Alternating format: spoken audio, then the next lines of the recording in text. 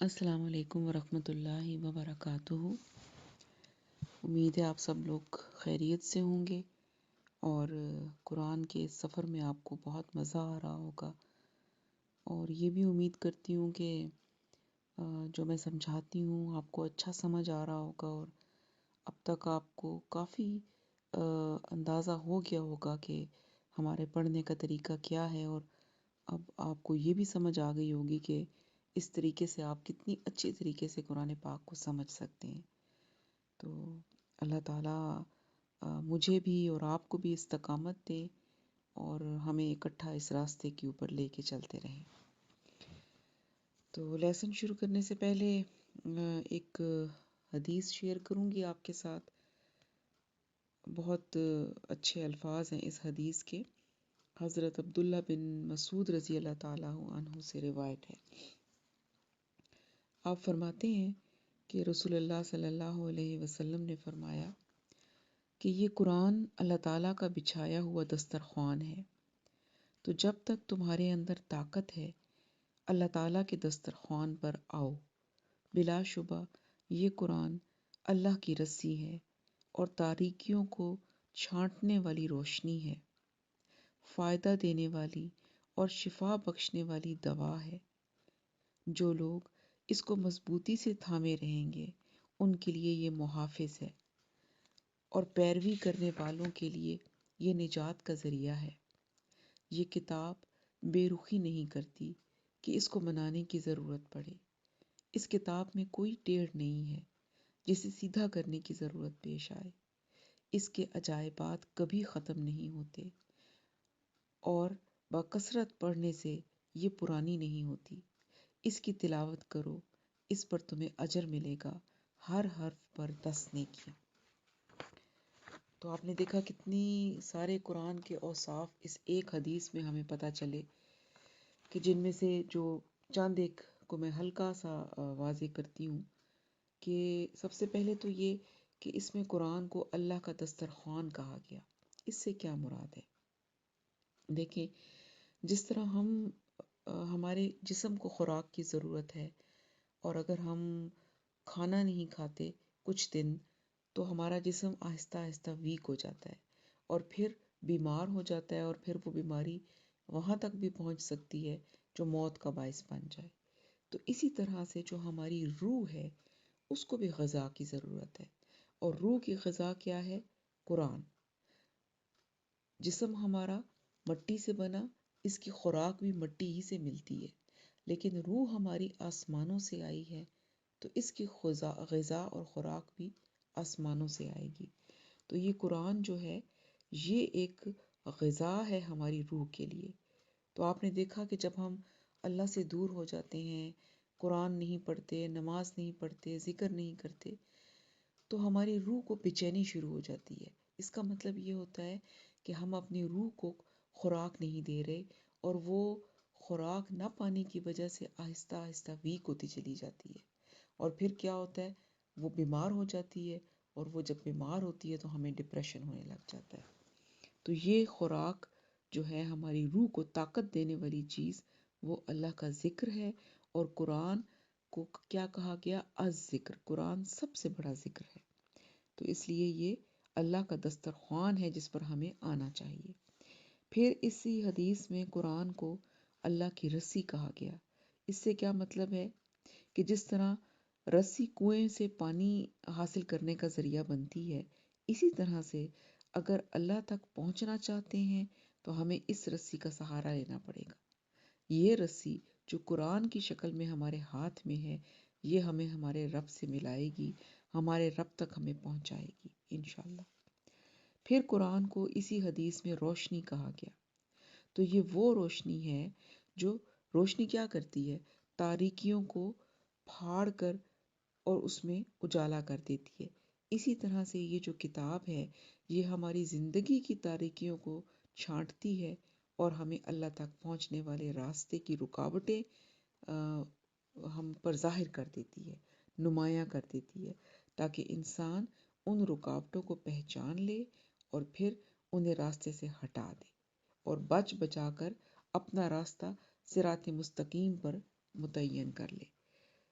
اور پھر یہ کتاب جو ہے یہ انسان کی روحانی بیماریوں کو بھی دور کرتی ہے. تو یہ بہت ہی، اور پھر کیا اینڈ پہ کیا ہمیں بتایا گیا کہ اس کے ایک لفظ پر 10 نیکیاں ملتی ہیں. یعنی اگر آپ کو اس کتاب کو آپ تلاوت کر رہے ہیں اور آپ کو اگر میننگ نہیں بھی آ رہے تو بھی آپ کو فائدہ ہے، آپ کو ایک لفظ پہ 10 نیکیاں مل رہی ہیں. تو یہ بہت خوبصورت کتاب ہے اور ہمیں اللہ کا شکر ادا کرنا چاہیے کہ اللہ تعالیٰ نے ہمیں اس کتاب سے جوڑ دیا ہے، اور اللہ تعالیٰ سے ہمیشہ استقامت کی دعا مانگیں کہ اللہ ہم سے کبھی کوئی ایسی غلطی نہ ہو کہ آپ ہم سے یہ نعمت واپس لے لیں. یہ بہت بڑی نعمت ہے جو اللہ نے عطا کی ہے، اس کی قدر کریں. اور اللہ اپنے انہی بندوں کو یہ نعمت عطا کرتا ہے جن کو اللہ تعالیٰ سیدھے راستے پہ لانا چاہتے ہیں، جن کے لیے اللہ تعالیٰ بھلائی کا ارادہ کرتے ہیں. ٹھیک ہے، تو چلیں اب آگے اس کو ہم اپنا لیسن شروع کرتے ہیں. آج ہم نے سورۃ بقرہ کی آیت نمبر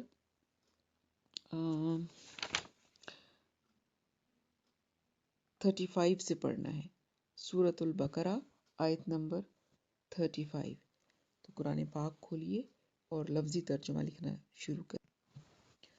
اعوذ باللہ من الشیطان الرجیم، بسم اللہ الرحمن الرحیم. رب اشرح لی صدری ویسر لی امری واحلل عقدۃ من لسانی یفقہوا قولی.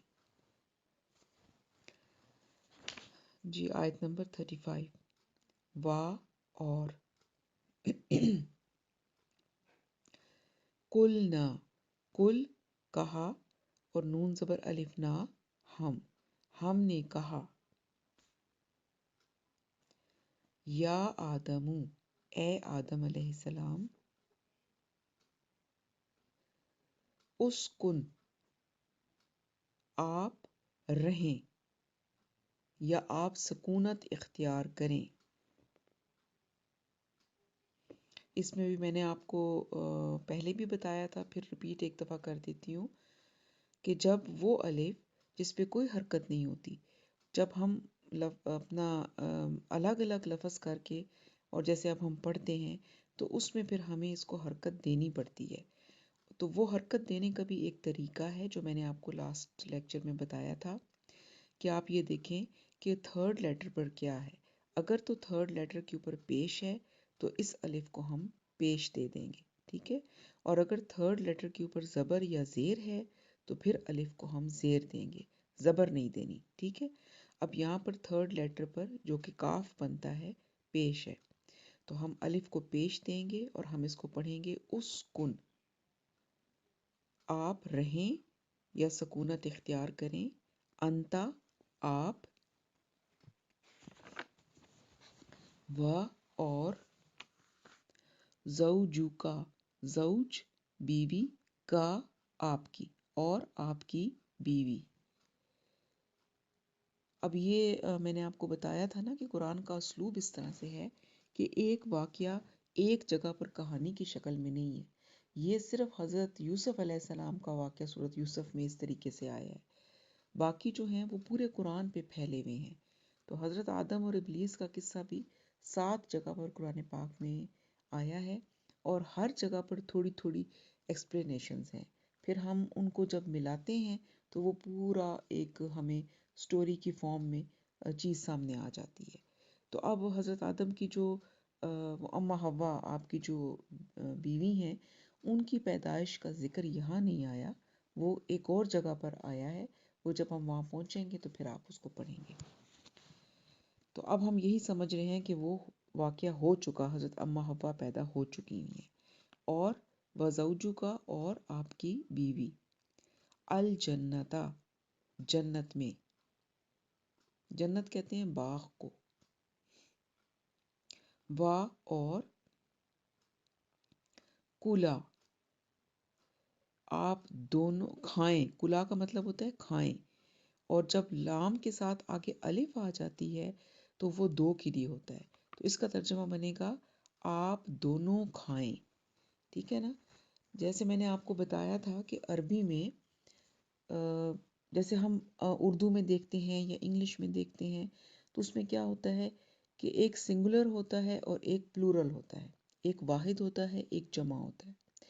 لیکن عربی ایک ایسی لینگویج ہے جس میں واحد کے لیے ایک لفظ آئے گا، جمع کے لیے ایک لفظ ہوگا اور دو کے لیے ایک الگ لفظ ہوگا. ٹھیک ہے نا؟ واحد کا الگ ورڈ ہوگا، اور اگر دو ہوں گے تو الگ ورڈ ہوگا، اور دو سے زیادہ پھر جتنے بھی ہوں گے ان کے لیے الگ ہوگا. تو اس کو دو کو ہم کہتے ہیں مثنیٰ یا تثنیہ. ٹھیک ہے. تو اب یہاں پر چونکہ ہم نے گردانیں نہیں پڑھنی، اس لیے گردانیں تو پڑھیں پھر تو بڑا آسان ہو جاتا ہے، لیکن ہم نے اس کو ٹپس پہ اور کچھ ٹوٹکوں کے ذریعے ہم نے یہ پڑھنا ہے، کچھ رولز کے ذریعے سے. تو میں آپ کو ہلکا ہلکا بتاتی جاؤں گی، جس سے آپ کو قرآن کے ترجمے میں آسانی ہوتی چلی جائے گی. تو وَقُلَا، وا اور کلا. کلا جو ہے، اگر تو یہاں پر لام کے ساتھ الف نہ ہوتا تو پھر تو ہوتا اور تم کھاؤ. ٹھیک ہے. لیکن جب الف آ گیا تو اس کا مطلب ہے کہ یہ دو کے لیے ہے، تو ہم کہیں گے اور تم دونوں کھاؤ. من ہا، من سے، ہا اس سے یعنی جنت سے. رغدن اطمینان سے، حیثو جہاں سے بھی، شئتما، اب یہاں پہ بھی دیکھیں تما، یہاں پر ایک اور لفظ آ گیا. آج ذرا دو تین باتیں آپ ان چیزوں کو نوٹ کر لیں، آگے آپ کو یہ تھرو آؤٹ یہ چیزیں آئیں گی، اور گھبرانا نہیں ہے، پریشان نہیں ہونا، آہستہ آہستہ سمجھ آ جائے گی. تما بھی ہوتا ہے دو کے لیے. ٹھیک ہے. یہاں پر میں نے آپ کو پہلے بتایا تھا کہ اگر الف آ رہی ہے ساتھ تو وہ بھی دو کے لیے ہوگا، اور اگر ہم کہتے شی تم تو ہم کیا ہوتا، شی تم چاہو، یعنی تم سب چاہو. ٹھیک ہے. تو جب تم نہیں ہے، تما ہے، تو اس کا مطلب ہے یہ دو کے لیے ہے. شی تم دونوں چاہو. وا اور لا نہیں، تقربا قریب جانا.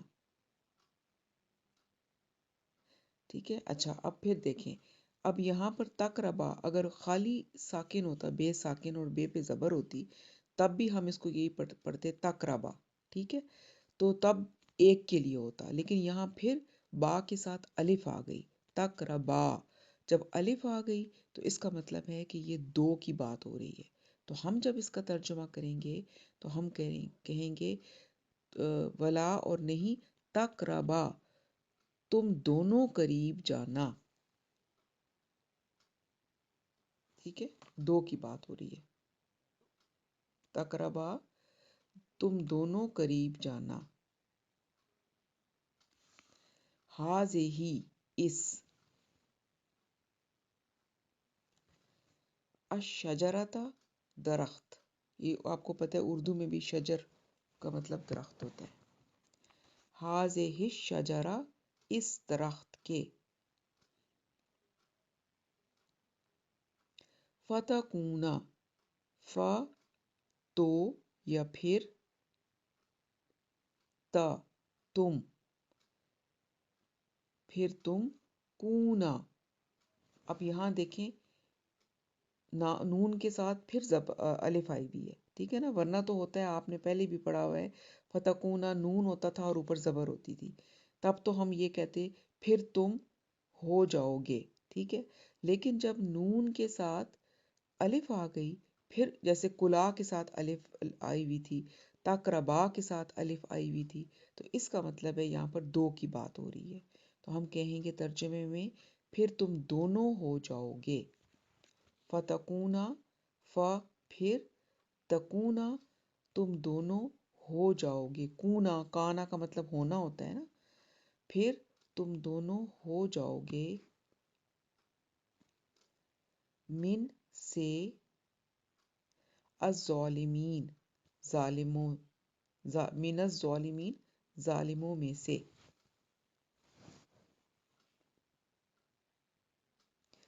فَأَزَلَّهُمَا، پھر، ازلہ بہکایا یا پھسلایا، ہما ان دونوں کو. پھر یہ ہما آ گیا تو اس کا مطلب ہے کہ یہ دو کی بات ہے. اگر ہم کہتے فَأَزَلَّهُمْ، فَأَزَلَّهُمْ تو کیا مطلب ہوتا؟ پھر بہکایا ہم ان کو، یعنی وہ بہت سارے لوگوں کو. ٹھیک ہے، لیکن ہم نہیں ہے بلکہ ہما ہے. تو ہما کا مطلب ہوگا کہ دو کی بات ہو رہی ہے. جیسے ہم نے اوپر پڑھا تھا نا تما، اسی طرح سے یہ ہما ہے. پھر بہکایا ان دونوں کو. ہم کا مطلب ان ہوتا ہے نا، تو ان دونوں کو. اور اوپر ہم نے جب تما پڑھا تھا تو تم کا مطلب تم ہوتا ہے، تو یہاں پر تم دونوں آ گیا. ٹھیک ہے نا؟ آئی ہوپ کہ آپ لوگوں کو سمجھ آ رہی ہوگی. یہ تھوڑا سا ہے ذرا ٹرکی سا. اگر نہیں بھی سمجھ آئی کسی کو تو ضرور وہ مجھ سے پوچھ لے میرے پرائیویٹ نمبر پہ، میں پھر سمجھا دوں گی. فَأَزَلَّهُمَا پھر بہکایا ان دونوں کو. ان ہم کا مطلب ان ہوتا ہے، تو یہاں ہم نہیں ہے بلکہ ہما ہے. اس کا مطلب ہے ان دونوں کو. الشیطان شیطان نے. انہا دو لفظ ہیں، ان اور ہا. ان سے، ہا اس سے. فَأَخْرَجَهُمَا پھر اس کے پارٹس کریں. پھر، اخرجا نکلوایا، ہما ان دونوں کو. ٹھیک ہے، یہ اصل میں فَأَخْرَجَهُمْ اگر ہوتا تو ہم کہتے پھر نکلوایا ان سب کو. لیکن ہم کا مطلب ان ہوتا ہے، مگر یہاں پر ہما ہے تو ان کے ساتھ پھر ہم دونوں لگا دیں گے. ہما دونوں کے لیے ہوتا ہے، دو کے لیے. فَأَخْرَجَ پھر نکلوایا، ہما ان دونوں کو. اور کون دون ہیں؟ حضرت آدم علیہ السلام اور اماں حوا. مما من سے، ما جو، اس سے جو. کانا وہ تھے، وہ دونوں تھے. اگر آپ بہت پریسائز ترجمہ کریں گے تو وہ دونوں تھے، کیونکہ پھر نون زبر الف نہ آیا ہوا ہے. ٹھیک ہے، اینڈ پہ. کانا وہ دونوں تھے، فی میں، ہی اس میں، یعنی جنت میں. وا اور کلنا کل کہا، نا ہم نے. اب یہاں آپ کنفیوز نہ ہوئیے گا، یہاں پر بھی نون زبر الف نا ہے، لیکن یہاں اس نا کا مطلب ہم ہے. ٹھیک ہے نا؟ اور وہ جو اوپر ہم نے کا نا پڑھا تھا، وہ نا ہم کا نہیں تھا، وہ دونوں کا تھا. وہ آپ کو جب آپ ترجمہ کرتے ہیں تو خود ہی سمجھ آ جاتی ہے. وَقُلْنَا اور ہم نے کہا، اِہْبِطُوا اتر جاؤ. اِہْبِطُوا کا مطلب ہوتا ہے اتر جاؤ. بَعْضُکُم بعض کم تمہارے. بَعْضُکُم تمہارے بعض. لِبَعْضٍ یہ لام زیر لی کا کیا مطلب ہوتا ہے؟ کے لیے. اور بعضٍ بعض، تو کیا مطلب بنا؟ بعض کے لیے.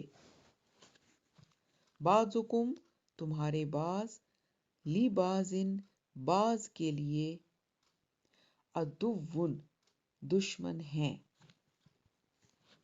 عدو دشمن ہیں. وا اور لکم لام لیے، کم تمہارے لیے، فی میں، الارضی زمین، فی الارضی زمین میں، مستقرن عارضی ٹھکانہ ہے. مستقر کا مطلب عارضی ٹھکانہ ہوتا ہے، یاد رکھیے گا، خالی ٹھکانہ نہیں، عارضی ٹھکانہ جو ٹیمپرری پلیس ہوتی ہے. عارضی ٹھکانہ ہے. و اور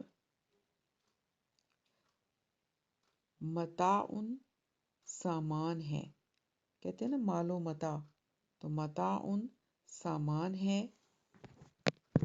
الا تک، یاد ہے نا آپ کو، الا کا مطلب تک بھی ہوتا ہے اور طرف بھی ہوتا ہے، یہاں پر آئے گا تک. ہین، ہینن ایک وقت، ایک وقت، اور ایک کہاں سے آ گیا؟ ہینن میں دیکھیں تنوین آ رہی ہے، تو جب تنوین آتی ہے تو ہم ایک، کچھ، کوئی، یہ سب چیزیں لگا سکتے ہیں، تو اس لیے ہم نے یہاں پر لگایا ایک وقت. الا ہین ایک وقت تک.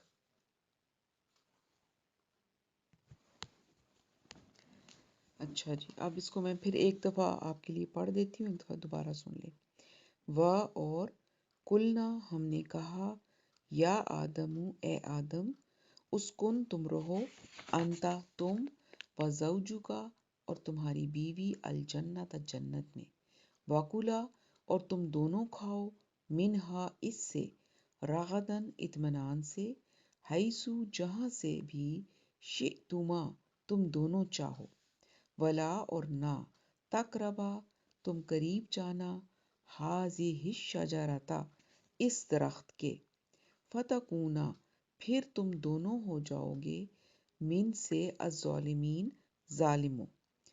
فأزلہما پھر، ازلہ بہکایا، ہما ان دونوں کو، الشیطان شیطان نے، انہا اس سے، ان سے، ہا اس سے، فأخرجہما پھر نکلوایا ان دونوں کو، مما من سے، ما جو اس سے جو، کانا وہ دونوں تھے، فیہی اس میں، و اور قلنا ہم نے کہا، اہبطوا اتر جاؤ، بعضکم تمہارے بعض، لبعض بعض کے لیے، عدو دشمن ہے، و اور لکم تمہارے لیے، فی الارض زمین میں، مستقرن عارضی ٹھکانہ ہے، و اور متاع سامان ہے، الی حین ایک وقت تک. اب اس کو تھوڑا سا سمجھ لیتے ہیں. ہم نے یہ پہلے پڑھا تھا، آدم اور ابلیس کا قصہ چل رہا ہے. جب اللہ تعالیٰ نے آدم علیہ السلام کو بنا لیا تو فرشتوں کو کہا کہ ان کو سجدہ کریں، تو تمام فرشتوں نے کہنا مان لیا سوائے ابلیس کے، اس نے انکار کر دیا تکبر کی وجہ سے. اور ابلیس آپ کو پتہ ہے کہ وہ فرشتہ نہیں تھا بلکہ جن تھا. تو جب یہ ایسا ہوا تو حضرت آدم کی تخلیق ہو گئی، تو پھر کیا ہوا؟ وَقُلْنَا اللہ تعالیٰ فرماتے ہیں کہ ہم نے کہا، یا آدم اے آدم، اسکن انت وزوجک الجنت کہ تم اور تمہاری بیوی دونوں مل کر اس جنت، اس باغ میں رہو، وَكُلَا مِنْهَا رَغَدًا اور تم دونوں اس میں سے کھاؤ اطمینان کے ساتھ، حیث شئتما جہاں سے تم دونوں چاہو. یعنی اس باغ کے اندر مختلف درخت ہوں گے، پھل ہوں گے، جو کچھ بھی ہے، تو ان کو کہا گیا کہ تم دونوں اس باغ میں رہو، یہ تمہارا باغ ہے، اور تم اس باغ میں سے جہاں سے تمہارا دل کرتا ہے کھاؤ پیو اطمینان کے ساتھ، کوئی روک ٹوک نہیں ہے. لیکن ایک شرط لگائی، ولا تقربا ہذہ الشجرۃ اور تم قریب نہ جانا اس درخت کے. کوئی ایک درخت ہے کہ جس سے اللہ تعالیٰ نے ان کو منع کیا، اور وہ کون سا درخت ہے اس کے بارے میں قرآن نے ہمیں کچھ نہیں بتایا. اس لیے یہ جو مختلف جگہوں پر ہم پڑھتے آئے تھے، جی گندم کا پودا تھا یا سیب کا درخت تھا یا جو بھی تھا، یہ سب اس کی ہمارے پاس کوئی دلیل نہیں ہے. ہم نے صرف قرآن کو دیکھنا ہے. قرآن میں کچھ نہیں بتایا گیا کہ وہ درخت کون سا تھا، بس صرف اتنا کہا کہ اس درخت کے قریب نہیں جانا. اور فرمایا اگر تم اس درخت کے قریب چلے گئے یا اس کا پھل، یعنی پھل کھانا تو دور ہے، قریب جانے سے ہی منع کر دیا، تو پھر کیا ہوگا؟ فَتَكُونَ مِنَ الظَّالِمِينَ، اگر تم نے ایسا کیا تو پھر تم ظالموں میں سے بن جاؤ گے، نا انصافوں میں سے ہو جاؤ گے۔ یعنی ظالم مطلب یہ کہ اللہ نے ایک کام سے منع کیا، اور اگر تم نے اللہ کے حکم کے خلاف کر لیا، حکم عدولی کر لی، تو پھر تم ظاہر سی بات ہے جب اللہ کے کہنا نہیں مانیں گے تو اٹ مینس کہ ہم اپنی جان پر ظلم کر رہے ہیں۔ تو یہ اللہ تعالیٰ نے شرط لگائی۔ اب کیا ہوا؟ فَأَزَلَّهُمَا الشَّيْطَانُ، پھر شیطان ایکٹیو ہو گیا، اس کو تکبر تو اس کو تھا اپنی اوپر، اور اس کے دل میں حسد بھی تھا حضرت آدم سے، تو اس نے پھر شیطان نے کیا کیا کہ ان دونوں کو بہکانا شروع کر دیا۔ اب یہاں پر بھی ایک دیکھ لیں کہ فَأَزَلَّهُمَا آیا ہے کہ شیطان نے ان دونوں کو بہکایا۔ ہم بچپن میں مختلف کتابوں میں پڑھا کرتے تھے کہ حضرت اماں حوا نے حضرت آدم کو بہکا دیا اور انہوں نے وہ پھل کھا لیا، تو ایسی کوئی بات نہیں ہے۔ جب ہم اسی لیے قرآن کو جب لفظی ترجمے سے پڑھتے ہیں تو ایک ایک پہلو، ایک ایک بات سمجھ میں آ جاتی ہے۔ تو اب یہاں پر شیطان جو ہے ان دونوں کو شیطان نے بہکایا ہے، ٹھیک ہے نا، انہا اس سے، فَأَخْرَجَهُمَا اور پھر نکلوا دیا ان دونوں کو، مما کان فیہ کہ جس میں وہ دونوں تھے، یعنی اس جنت میں جہاں وہ رہ رہے تھے۔ شیطان نے ان کو بہکایا، ان کو بہکایا کس طرح کہ حضرت آدم کے پاس شیطان گیا، رونے لگا، تو حضرت آدم نے پوچھا بھی، حضرت اماں حوا بھی ساتھ تھی، انہوں نے کہا بھی تم کیوں رو رہے ہو؟ تو اس نے کہا کہ میں اس لیے رو رہا ہوں کہ آپ ہمیشہ اس جنت کی جو نعمتیں ہیں اس میں نہیں رہ سکیں گے۔ اور جب یہ بات انہوں نے سنی تو وہ بھی غمگین ہو گئے۔ تو پھر شیطان نے کہا کہ میرے پاس ایک علاج ہے، اور وہ یہ ہے کہ اگر آپ اس درخت یہ جو ہے اس کے پاس جائیں اور اس کا پھل کھا لیں تو پھر آپ کو ہمیشگی کی زندگی بھی مل جائے گی، اور پھر آپ لوگ کبھی بوڑھے بھی نہیں ہوں گے، اور اس جنت میں آپ ہمیشہ رہیں گے۔ تو اس قسم کے وسوسے ڈال کر اس نے ان کو بہکایا اور ان کو وہ پھل کھلوا دیا، یعنی وہ اس کے وسوسوں میں آ گئے اور یہ بات بھول گئے کہ اللہ تعالیٰ نے یہاں اس کا پھل کھانے سے منع کیا تھا۔ تو پھر کیا ہوا اس کے بعد جب انہوں نے یہ کھا لیا، وَقُلْنَا، تو اللہ تعالیٰ فرماتے ہیں کہ ہم نے کہا، اِہْبِطُوا، اتر جاؤ اس جنت سے یا اس باغ سے، بَعْضُكُمْ لِبَعْضٍ عَدُوٌّ، اب تمہارے بعض بعض کے لیے دشمن ہوں گے۔ اب یہاں پر علماء کہتے ہیں کہ اس سے مراد یہ ہے، ایک تو یہ ہے کہ شیطان کو بھی ساتھ اتار دیا نا وہاں سے ان کے، تو ایک تو شیطان ہے جو کہ انسان کا دشمن ہے اور ہمیشہ رہے گا، اور پھر یہ کہ کچھ لوگ بھی کچھ لوگوں کے دشمن بن جائیں گے، اور وہ کیسے؟ کہ ظاہر سی بات ہے جب آدم علیہ السلام بھی اتر گئے، شیطان بھی ساتھ اتر گیا، اور شیطان یہ کہہ کر اترا تھا کہ میں لوگوں کو بہکاؤں گا۔ آگے آپ قرآن میں یہ ڈیٹیل پڑھیں گے۔ تو جو لوگ شیطان کے فالوورز ہیں اور جو لوگ اللہ کے فالوورز ہوں گے، ان دونوں میں ہمیشہ آپس میں ایک طرح کی ٹسل لگی رہے گی، وہ دونوں ایک دوسرے کے دشمن ہوں گے۔ تو یہی بات بتائے گی کہ تم لوگ یہاں سے اس باغ سے اب اتر جاؤ، اب تمہاری نسل آگے بڑھے گی اور تم میں سے بعض بعض کے دشمن رہیں گے۔ پھر اللہ تعالیٰ نے ایک اور بات فرمائی، وَلَكُمْ فِي الْأَرْضِ، اور تمہارے لیے زمین میں، یعنی جہاں تمہیں اتارا جا رہا ہے، مستقرن، ایک عارضی ٹھکانہ ہے، ومتاعن، اور سامان ہے، الی حین، ایک وقت مقررہ تک۔ تو فرمایا کہ اللہ تعالیٰ نے صرف انسان کی تخلیق نہیں کی، تخلیق کر کے جس زمین پر ان کو اتارا، ان کو بتا دیا کہ اس زمین میں تمہارے لیے ٹھکانہ ہے، رہنے کی جگہ ہے، لیکن وہ عارضی ہے، وقتی ہے، ٹیمپرری ہے، کچھ وقت تک تم اس زمین پہ رہو گے، پھر میں تمہیں واپس اپنے پاس بلا لوں گا۔ اور متاعن الی حین، ایک وقت مقررہ تک کے لیے تمہارے لیے سامان، ضرورت کا سامان بھی موجود ہے، یعنی جتنی زندگی تمہاری اس زمین پر ہے، اس زندگی کے لیے تمہاری جو ضرورتیں ہیں وہ ساری کی ساری اس زمین میں اللہ نے تمہارے لیے رکھ دی ہیں۔ اس سامان جو ضرورت کا تمہیں، یعنی اس زمین پر ہمارے لیے، ہم کہتے ہیں نا کہ یہ زندگی ایک سفر ہے، تو اس سفر میں جس جس چیز کی ہمیں ضرورت ہوگی وہ سامان اللہ نے ہمارے لیے اس زمین میں رکھ دیا. ٹھیک ہے نا؟ تو یہاں پر یہ ہمارا لیسن ختم ہوا. اللہ تعالیٰ عمل کی توفیق عطا فرمائے. سبحانک اللہم و بحمدک نشہد ان لا الہ الا انت نستغفرک و نتوب الیک. السلام علیکم ورحمۃ اللہ.